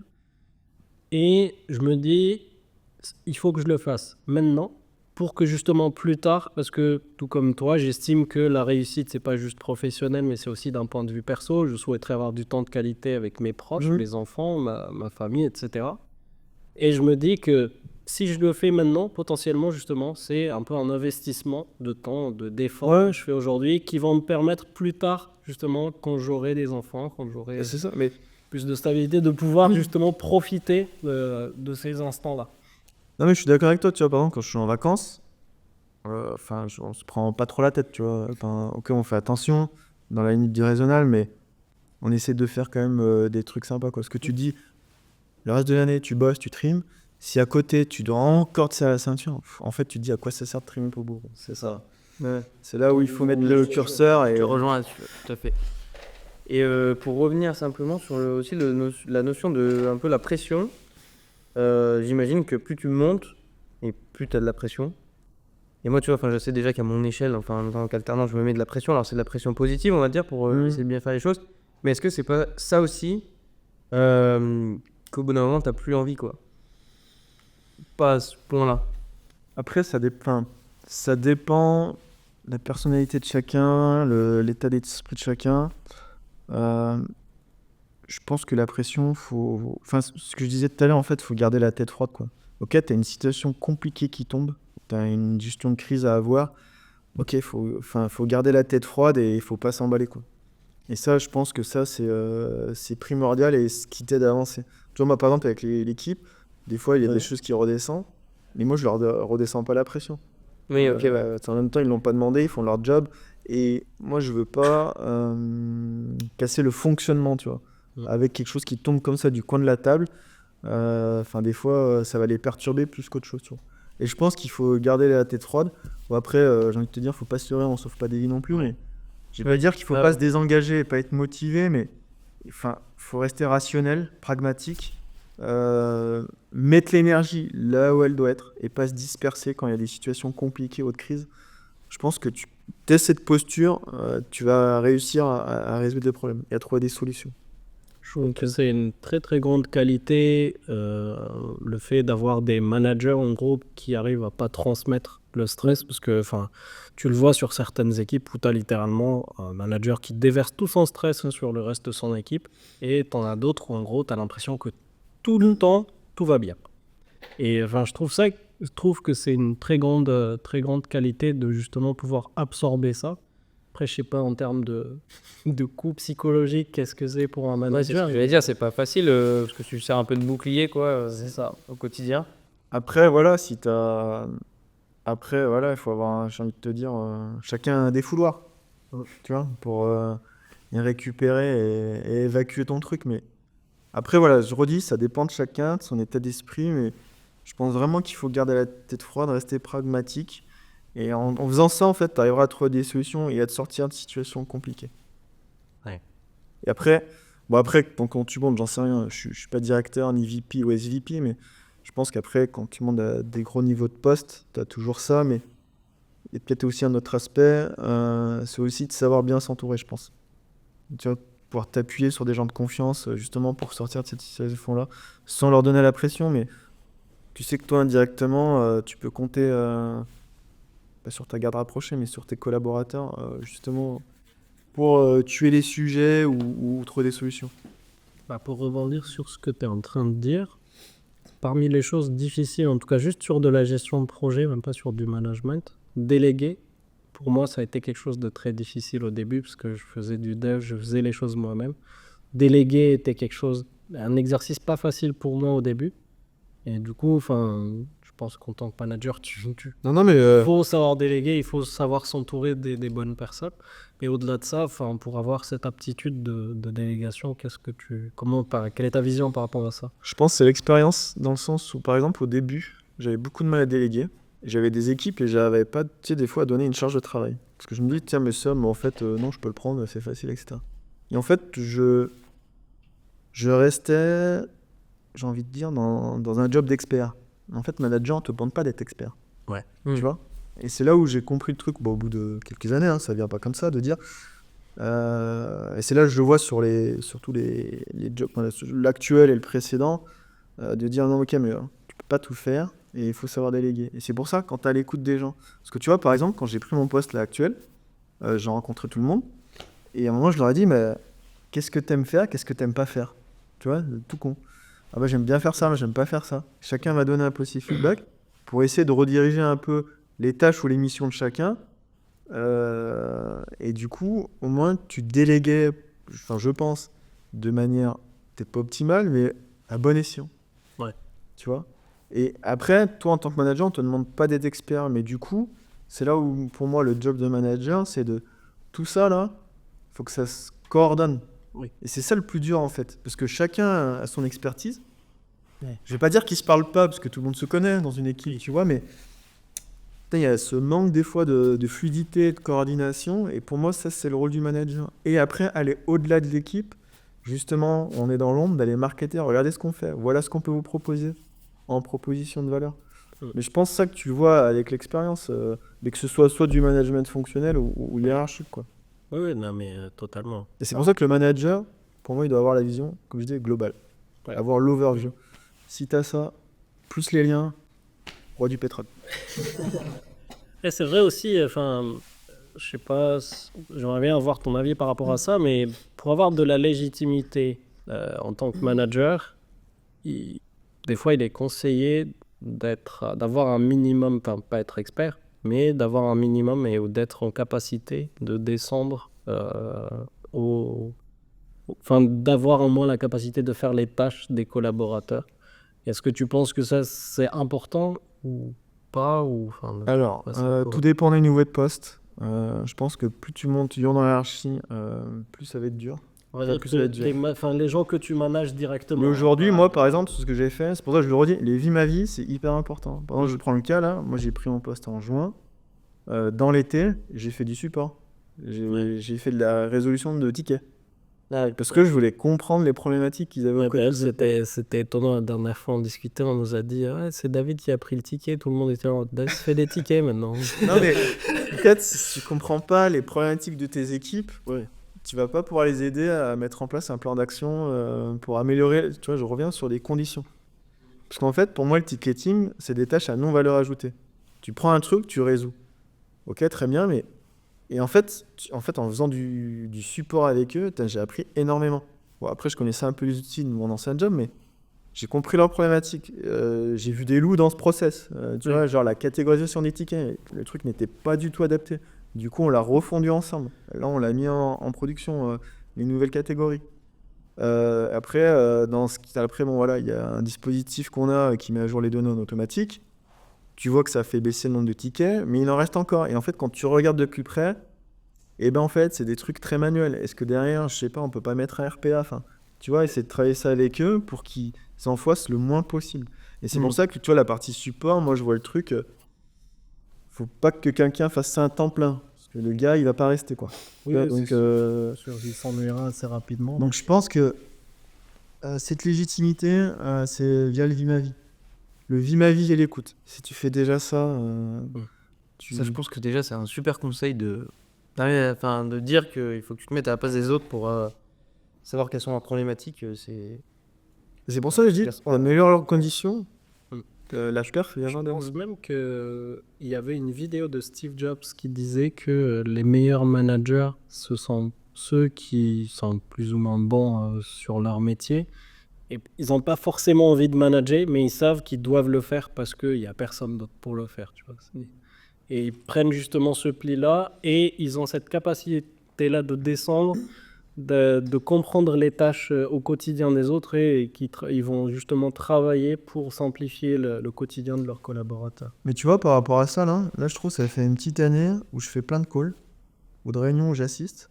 Il y a des décisions qui sont prises, tu vois, par des managers, mais qui n'ont pas connaissance du terrain, tu vois. Ouais. C'est complètement décorrélé, tu vois. Et moi, franchement, ça m'inquiète un peu. Ouais. Je dis pas que tu dois connaître tout par cœur et toute la base. Oui. Ça, c'est clair. Mais je me dis, Après, peut-être que c'est aussi le niveau d'implication des gens. ça peut jouer aussi, mais je me dis, en fait, on devra avoir un minimum pour pouvoir prendre la meilleure décision ou la bonne décision, quoi. Oui. Oui, bah, Parce que derrière, enfin, ça a quand même des impacts sur des gens, des projets. Enfin, Oui. c'est pas anodin, tu vois.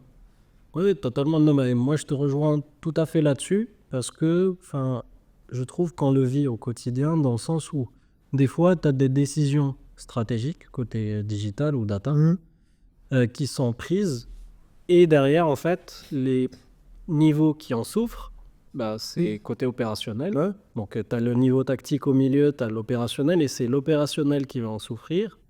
Et en fait, pour moi, c'est juste dû au fait qu'au moment justement où tu fais ta stratégie, ben, soit tu as fait tes tests sur un petit échantillon qui n'était pas forcément représentatif, ou alors tu n'étais pas en connaissance de ce qui se passait. Et ce qui fait qu'au moment du scale, bah, il y a eu un loupé. Et je trouve que en discutant avec d'autres potes qui sont dans d'autres boîtes, etc., c'est la même expérience de partout. Il suffit que tu sois à l'opérationnel pour te prendre tous les coups durs et derrière, en gros, tu as l'impression que les gens, justement, c'est là, je pense, où il y a encore du boulot à faire pour montrer l'importance du travail qu'on fait. Ce n'est pas juste une fonction support, mais ça a de l'importance. Mais il y a un réel impact sur des décisions stratégiques qui sont prises sur l'opérationnel côté IT en particulier. Donc, enfin, c'est ce que je connais pour le moment. Non, mais je partage. En plus, après, le problème, quand la décision elle est prise, c'est rouleau compresseur. Donc, le Ouais. retour en arrière, pas possible. Ouais, bah, ça c'est après comment la décision est prise, que c'est du bottom-up, du top-down, C'est ça. ou un truc hybride. C'est un peu compliqué, mais là aussi, je pense qu'il y a un curseur à mettre en place qui est pas difficile. Et je sais aussi, je pense que enfin, pour moi, en tout cas, les postes les plus difficiles, c'est les postes de mid-management. Ah, ouais, c'est clair. Tu te prends de la pression d'en haut et d'en bas. Et C'est plus dur, mais c'est là où t'apprends le plus. Oui, Ça, c'est. c'est sûr. Mais, et c'est là, je pense aussi que tu as une histoire de légitimité. Aussi. C'est vrai que des fois, tu as des gens qui prennent des décisions qui sont totalement décorrélées de la réalité. Toi, tu es là en mode, mais on vit dans quel domaine? Bon, allez, moi, je m'exprime pas sur ce sujet. L'alternance, j'ai pas envie de me faire virer. Non, voilà. Non, mais Là, personnellement, je parle pas que forcément Non, mais c'est pas professionnel, que. même sur des projets perso et tout, tu peux très bien voir des gens qui te prennent des décisions, qui décident de faire quelque chose qui est totalement décorrélé de la réalité. Et, je pense que ça, c'est marrant, mais je trouve que tout ce qui est managérial, tu peux l'appliquer sur ta vie perso. Et aussi, ce que Ouais. tu vis dans ta vie perso, tu peux l'appliquer en tant que manager. Ça, je trouve ça très marrant. Parce que des fois, j'applique des notions que j'ai apprises en management. Tu l'appliques, je sais pas, quand tu sors avec tes neveux et que tu dois organiser une sortie, des trucs comme ça. Je sais pas si tu fais pareil avec ta petite fille. Mais il y a des choses que tu apprends en tant que manager ou en tant que chef de projet ou autre. Et tu te dis, c'est marrant, ça marche aussi dans la vraie vie. Au final, on fait tous du management à différents niveaux et je pense que professionnellement, c'est juste qu'il y a un enjeu derrière financier ou autre, hein, mais voilà. Mais je pense que du management, on en fait tous à notre petit niveau. T'en fais, puis voilà, s'il n'y a pas que du hiérarchique, t'as du fonctionnel. Ouais. Donc, Donc en soi, qu'est-ce que tu penses de rajouter gérer le déménagement sur un CV en tant que chef de projet? Est-ce que ça peut passer, David? non, ça peut. D'ailleurs, pas petit aparté, je sais que tu as eu un projet perso où tu as construit ta propre maison Ouais. tout seul et tout. Est-ce que ça, tu le rajouterais dans ton CV? Alors, franchement, ça, c'est par la maison. Donc, c'était un projet d'autoconstruction. Là, c'était vraiment du management de projet. Après, bon, je bricolais un peu, mais on va dire, je n'étais pas un cadre non plus, parce que j'avais pas toute cette connaissance. Ouais. Mais je suis très curieux et j'aime bien apprendre des nouvelles choses, surtout quand ça me plaît. Ouais. Et donc, du coup, en fait, c'est vrai qu'aujourd'hui, tu as énormément d'informations à ta disposition. Et en fait, j'ai regardé beaucoup des tutos sur YouTube. Des fois, des trucs basiques, tu vois. Je te prends l'exemple de l'isolation. Donc, j'ai pris une marque X. Et en fait, tu vas sur son site, mais tu as plein de données techniques de comment mettre en place l'isolant. En fait, c'est tout décrit, quoi. Il faut juste aller chercher l'info et la lire, quoi.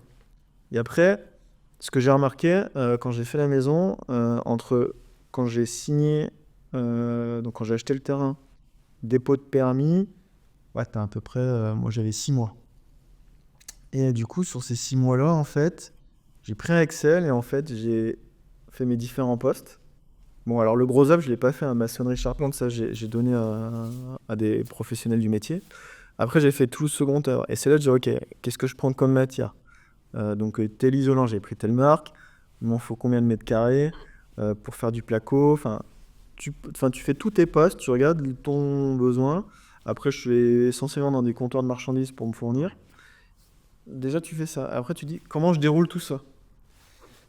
Et c'est là où, tu vois, ce que j'ai appris en management de projet au travail, hein, ça m'a aidé parce que, en fait, moi, ce que je faisais, donc, moi, j'ai fait la maison en 18 mois. J'ai fait tous les week-ends, samedi, dimanche et toutes mes vacances. Et bon, il y a quand même beaucoup de vacances chez Schneider. Et du coup, en fait, ce qui m'a sauvé, c'est d'avoir géré ça vraiment en mode projet. Parce qu'en fait, tu vois, quand j'arrivais le week-end, je savais ce que j'avais à faire. J'allais pas chercher du matériel. J'allais pas évacuer mes déchets. Tu vois, ça, bon, j'ai eu aussi un peu de chance que mon père était à la retraite quand j'ai démarré. Tu vois, quand je réceptionnais de la marchandise, je disais à mon père, bah tiens, est-ce que tu peux ouvrir au gars, enfin au chauffeur qui puisse déposer la marchandise. Pareil, évacuation des déchets, tu vois, je laissais la voiture à mon père avec la remorque qui allait me jeter les trucs. Mais j'arrivais le samedi matin, et bah je déroulais. Ouais. Et jusque dimanche après-midi, quoi. Et en fait, je pense que c'est ça qui m'a vraiment aidé, quoi. Et qui m'a fait tenir un délai court, parce que 18 mois, tu vois, un constructeur, j'avais regardé, ouais, ils arrivent quand même à sortir un truc en 10, 12, 14 mois, tu vois. Moi, je suis arrivé à 18. Et encore, le dernier trimestre, c'était plus long que prévu, parce que pendant le projet, ma femme est tombée enceinte. Et en fait, ma fille est arrivée en septembre et on a emménagé en décembre 2019. Et en fait, sur ces 3 mois-là, bah, au début, elle était là. En fait, les week-ends, c'était genre, j'y allais, mais 2 heures de temps, je rentrais, tu vois. Enfin, parce qu'il fallait que j'aie ma femme, occuper de ma fille, etc. Donc, du coup, ça aurait pu être un peu plus court. Putain, moi, je me rappelle, là, quand on en avait parlé, ça m'avait impressionné. Tu m'avais dit, limite, tu faisais tes devoirs pendant la semaine le soir et t'étais prêt, genre le samedi, justement, tu y allais, tu perdais pas de temps. Mais c'est ça qui m'a aidé, en fait, des c'est achats et tu tout, perds tu pas de savais temps ce sur les achats, sur l'évacuation des déchets, ou juste sur comment tu vas mettre en place ce que tu dois faire. Moi, je faisais tout ce boulot-là le soir, tu vois, je regardais mes tutos, mes machins. Et c'est là aussi, je le redis, hein, il faut avoir confiance en soi. Hein. Tu vois, au début, tout le monde dit ah, ça va être compliqué, machin, prendre des artisans. Je dis, ouais, mais si je prends des artisans, ça me coûtait plus cher, et du coup, bah là, j'aurais plus les moyens, tu vois. Donc, c'était là aussi ce challenge et cette opportunité de faire la maison. Mais du coup, franchement, ce que j'ai appris au travail, cette gestion de projet, c'est ça qui m'a vraiment aidé à tenir un délai correct. Ouais, et tu penses que le contraire aussi a été fait? Ça t'a appris des choses qui te servent aujourd'hui professionnellement? Bah, dans le sens, tu vois, par exemple, le poste que j'ai aujourd'hui, c'est de la donnée produit. C'est pas ma formation de base, etc. Mais j'ai appris en côtoyant du monde. Pareil, mon manager m'a mis là, c'est qu'elle me faisait confiance. Donc, je me suis dit, j'y vais, on y va. Et là, je touche du bois, j'en suis très content, ça se passe bien avec l'équipe. Mais voilà, sur des domaines que je connais pas, bah, c'est pour ça que j'ai envie de. Moi, j'aime bien y aller parce que j'aime bien apprendre, quoi. Et d'où, voilà, je le redis encore une fois, le Vie ma vie, c'est ça qui m'a aidé à comprendre leurs problématiques. Qu'est-ce qu'il y a dans ce data domaine? Comment je fais aussi pour rayonner au-delà, pour démontrer ce que fait l'équipe, parce qu'on interagit avec d'autres équipes et on intervient sur d'autres process où on n'est pas honneur. Donc, il y a tout ça. Donc, la curiosité, que ce soit que j'avais perso, bah, ça m'a aidé pro, il y a vice-versa en fait. Oui, bah, c'est pour ça que je disais, je trouve ça très, très, comment dire, très marrant. Mais c'est vrai que on dissocie énormément vie pro et perso, mais au final, il y a des choses qu'on apprend d'un côté qui servent de l'autre. Je pense que par exemple, gérer la pression, bah, potentiellement, tu as vécu des moments de stress quand tu étais en train de construire ta maison, etc. Et potentiellement, Bah ouais, parce que ça. tu vois, là, je me disais à un moment, imagine, je me casse un bras ou une jambe. Ouais. Là, le chantier, il stoppe, tu vois. Bon, après, j'avais pris une sécurité. Ce que j'avais fait, il y a une partie, je n'ai pas financé cash, hein. J'ai quand même fait un emprunt. Mais en fait, l'emprunt que j'ai fait, quand j'ai demandé des devis à tous mes artisans, il y en a sur certains postes, ou même les comptoirs de marchandises, je leur dis, vous me faites des devis, mais sans remise. Ouais. Et c'est ça que j'ai présenté à la banque. en fait, j'ai demandé bien plus. Parce que je me suis dit, bah voilà, s'il m'arrive quelque chose, Ouais. je sais que derrière, bah ok, ça me coûtera plus cher, mais je pourrais prendre un artisan et qu'il finisse ce que j'ai démarré. Non, mais justement, c'est ça qui est intéressant, parce que potentiellement, des choses que tu vis personnellement font que tu es plus apte à prendre de la pression que chez d'autres personnes. Et je pense que, moi, je parle de ça parce que je vois ma mère derrière ça. Elle est enseignante à l'université. Elle a enseigné du management et de l'économie, etc., plein d'autres cours. Et je la vois à chaque événement familial, ou par exemple pour organiser mon mariage ou pour organiser des fêtes ou des trucs comme ça. Je vois littéralement ce que j'ai appris en cours et elle l'applique naturellement. Et même la dernière fois, j'étais en train de discuter avec elle et je lui disais, maman, pourquoi tu veux pas changer de public au lieu de juste enseigner à la fac, de faire des cours un peu privés pour des gens en entreprise ou autre. Et justement, on me disait, je me sens pas légitime. Et je trouvais ça marrant parce que je disais, tu as fait ça toute ta vie, sur tous les mini-projets, que ce soit faire un gâteau ou organiser un mariage. Tu as mis ça en pratique et maintenant, quand il s'agit de l'enseigner à quelqu'un qui est en entreprise, tu te sens pas légitime parce que tu penses qu'ils ont de l'expérience et toi pas, alors que... Je sais pas si tu vois ce que je veux dire. Non, mais je vois ce que tu veux dire. Après, ça peut venir de l'éducation, de sa formation, et du coup, en fait, je pense que dans la tête, on a tellement des choses ancrées Ouais.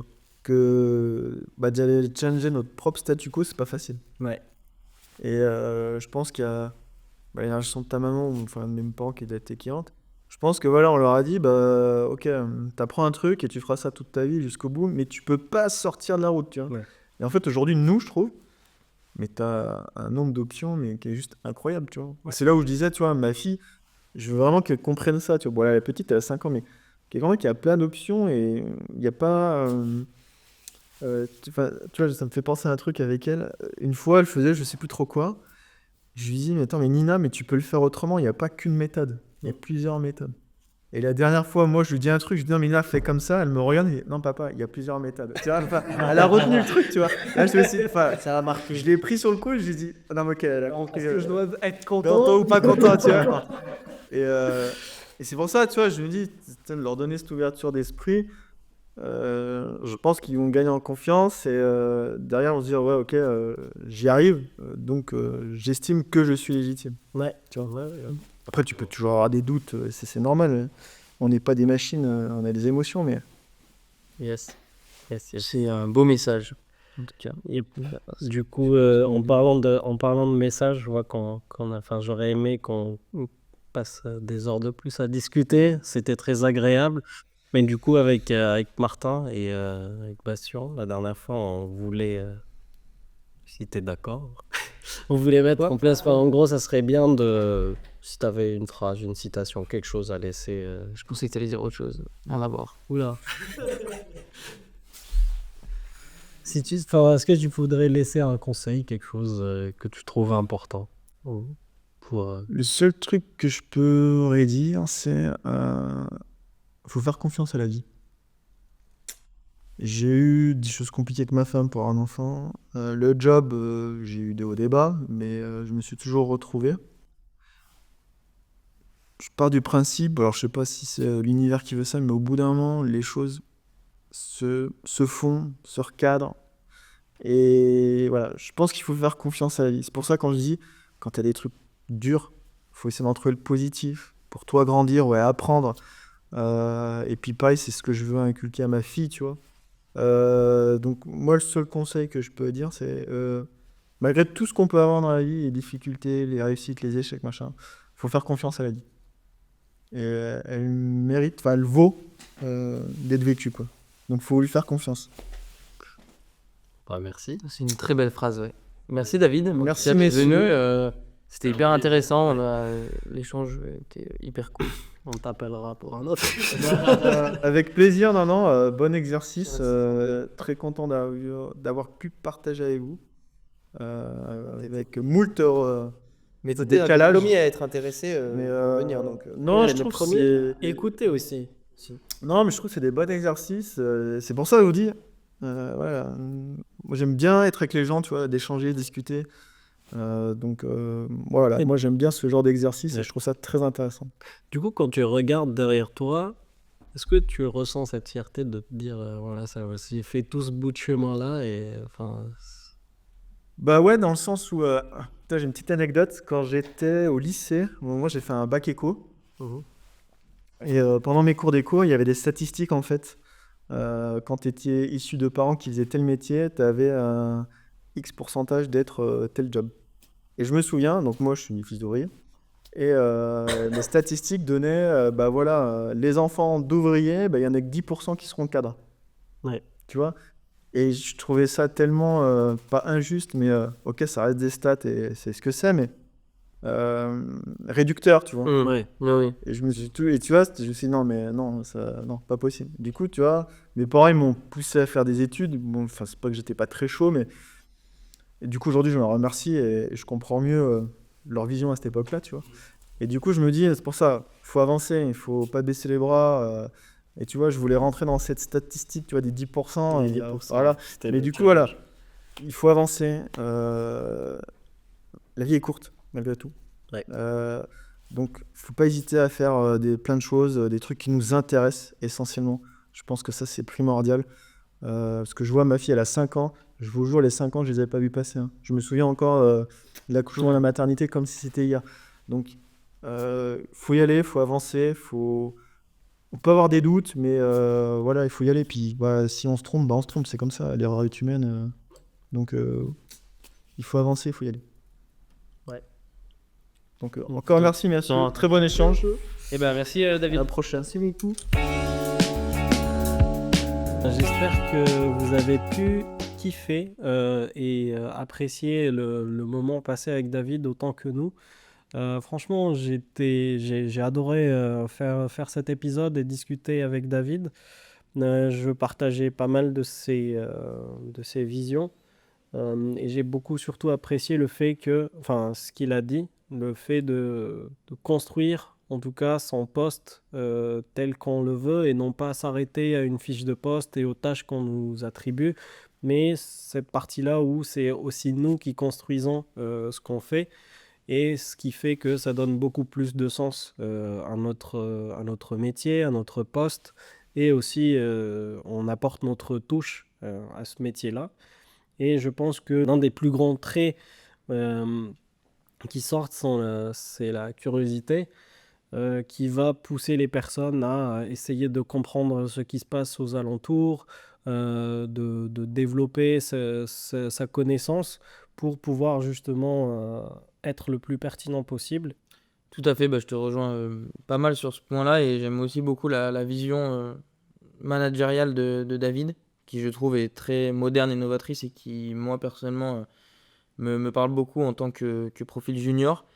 Pareil, bah, moi comme je suis très jeune dans ce monde, dans le monde professionnel, on va dire, dans ce monde-là, ça a été hyper enrichissant pour moi, bah, tout cet échange-là avec quelqu'un qui a un peu plus d'expérience et un peu plus de recul là-dessus. Ça a permis de notamment m'éclairer pas mal pour, on va dire, vraiment commencer mon aventure professionnelle pour de vrai.